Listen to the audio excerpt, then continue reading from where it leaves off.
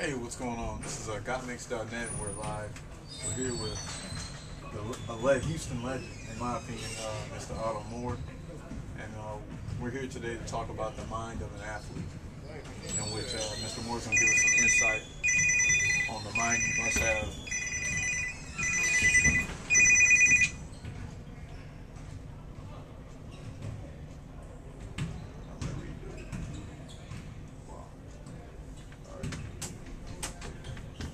This is GotMix.net. We're live. We're here with legendary ball player Otto Moore, and we're here to talk about the mind of an athlete, in which it's the mind you must have to be an athlete as well as be a productive person in the real world. And so, how you doing, sir? I'm fine. I had a few questions I wanted to ask you about.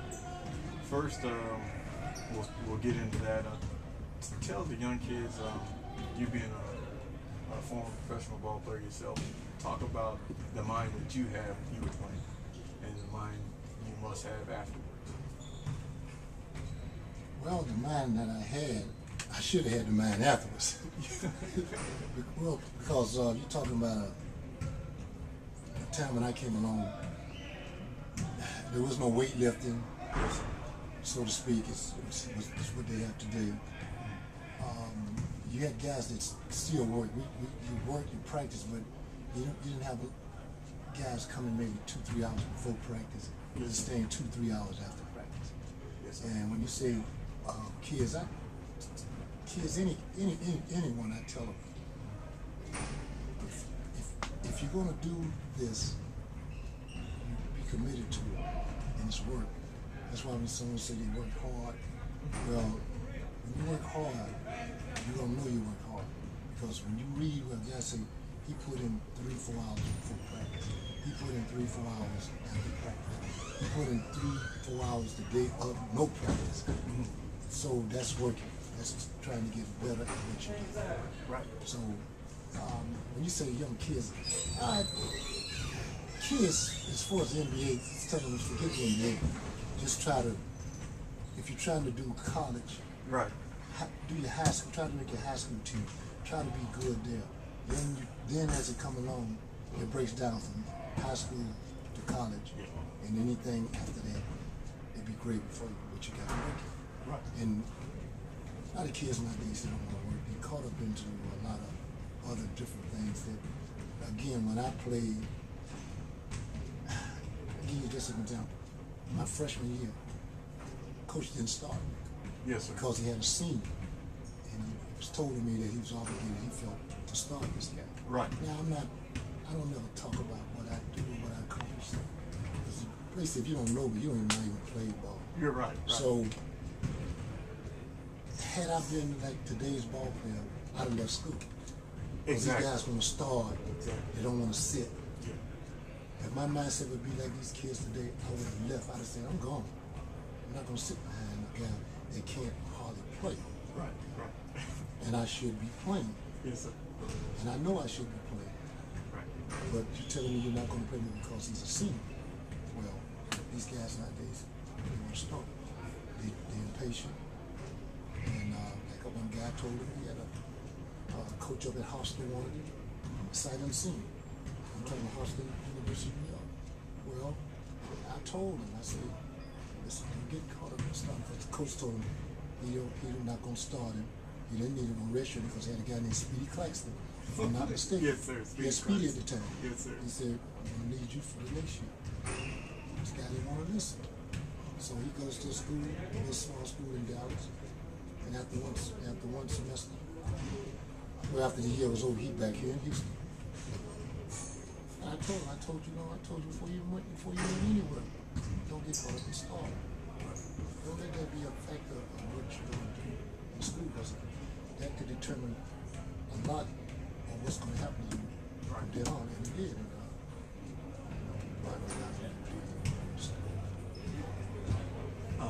Talk about like some of the players that you played against in your time. Who was Otto Moore's ball players that you played with that just flat would play, guys that you would say, hey, this is a guy that I would say was a great player? All of them.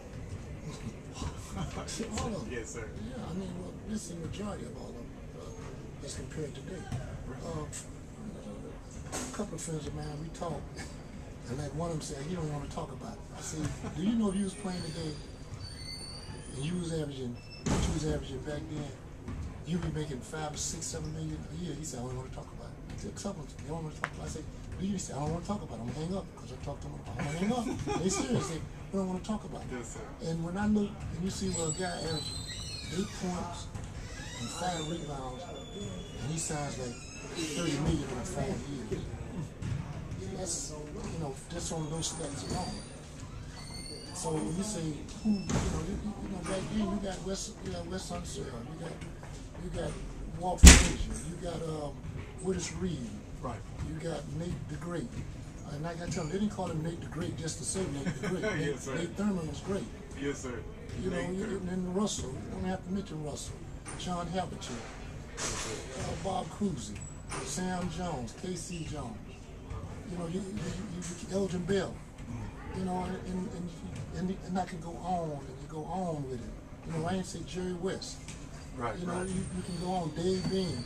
These guys don't even know who most of those guys are. Right. Because they don't read. That's one thing they don't read. Yeah. And you know, it's like I always see the comparison when they say, well, and I didn't even mention Oscar Robertson. That's why I say you can't go on and on. And when they say Karl Malone, nothing against Karl Malone. I had a team Karl play on my team. Right. Yes, sir. He'd be my pick. But don't tell me he's the greatest Yes, sir. at that position he's ever played. Because people didn't see Elgin Bell. Right. And because you didn't see Elgin Bell, it don't mean Karl Malone's the greatest you ever seen. Yes, sir. Go do that all the time about Elgin Bell.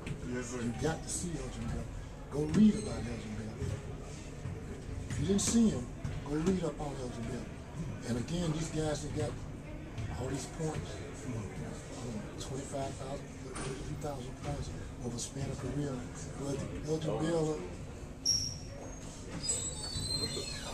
Oscar, West, most of these guys, they got those points over a 12 years career, 10 or 12 years. These guys not play up to 18, 19, 20 years. Right. Exactly. See, Carl didn't play 18, 19, 20 years. Those guys didn't play 18, 19, 20 years. Right. So you're a true superstar. And you felt you declining, you stopped. These guys declining and still playing. Everybody saying, wow. Well, shit, if you pay me $5 million a year, I'll play till I'm 50, if you let me. Yes, sir. Yes, sir. Oh, yeah. Now, I'm not saying that's the case in all of them, but Right. that's most of the case. You gonna pay me $3-4 million? Well, why would I stop playing? It's like Shaq, you know, getting minimum 1.6, but hey, 1.6 is 1.6 million. Yes, sir.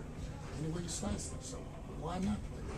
And you still feel like you still like the game. I love the game, so why not?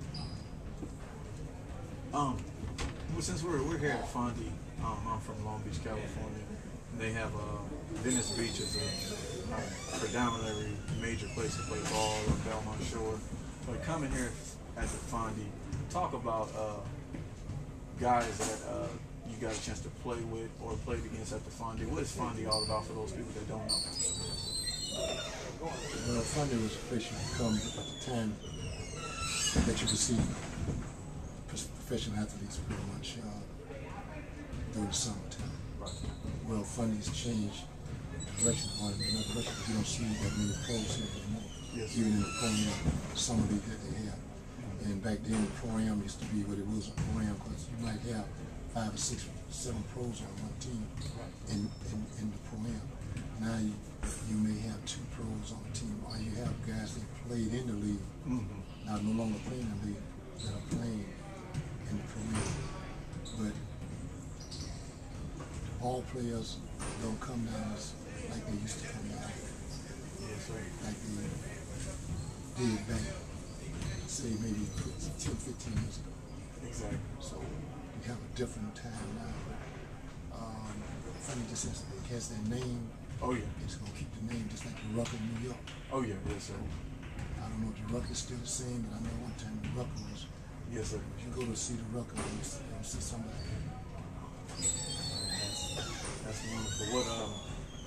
What advice would you give about to a young athlete? I heard you touch on, being the best at whether it's high school, college, and if you're able to do good in college and look past that. What advice would you give a kid that he's in college and maybe he's not going to be able to make it professionally? A lot of kids nowadays, they think they're going to be an NBA guy, they think they're going to be an actor, they're going to be a celebrity. Touch on how important getting a degree is. Well, it's very important. You try to tell guys when you talk to them, preach it to them, seminars, whatever you call it, to talk to young guys. Yes. You always feel like they hear you, but they're not listening. Yes, sir. Because you see them seeing guys 7, 8, 9, 10 years, they all still want to chase that dream of going to the NBA. But you always tell a guy, get your degree, but it's hard to tell a guy to get his degree. Well, it's not hard to tell him, but you tell him, and he turns around and looks on TV and he sees these teams playing, and the guys are freshmen sophomore, and they need the prayers for the draft. And it's the same as like, well, he's not getting his degree. He's coming out early, but you're telling me, well, you got to think. Oh yeah. Are you going to get to that level? Right. And then they always show you the ones who make it. They don't show you the guy that come out early and don't make it. I always say they'll never do a story on the guys that don't make it. Right. They never do. They never put together a documentary on the guys that didn't make it and where they are now and what they're doing today. They never do that. The ones that make it, they may say something about one guy that didn't make it. Yeah. He didn't make it. There's more than that one guy. You got guys, some guy from Savannah State, some guy from Northeastern Louisiana. You got another guy from Illinois. Another big school. You got a guy from Missouri. He didn't make it. Yes, sir. But you don't see nothing on this guy. You don't see nothing on him. They don't never give you nothing. Where are these guys not at? Right. They never do that. They never do show them that these are the guys that make it. And there's more than a handful. Mm-hmm. Oh yeah. I always show you the ones who made it and the one guy that didn't make it. So they're looking at, well, the odds are that one guy didn't make it, okay, but well did make it. Yes, sir. Yes, sir.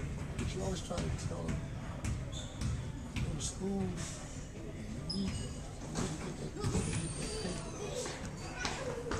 Next thing you know, you're looking for a job, you got something for that. Oh yeah. Well, you get a job, but you have to get you maybe the job you want to get. Yeah. Oh yeah. Something that you want. You want. Yes, sir. Man, on behalf of us on godmix.net and Mind of the Athlete, we wanted to just thank you. And if you could state your name for the camera, who you are, and let the people know that you just got mixed. Otto Moore. That's it. I'm just Otto Moore. Yes, sir. No more, no less. There you go. Hey, I appreciate it, sir. It was wonderful interviewing. Thank you. Man, Mr. Moore. Ooh.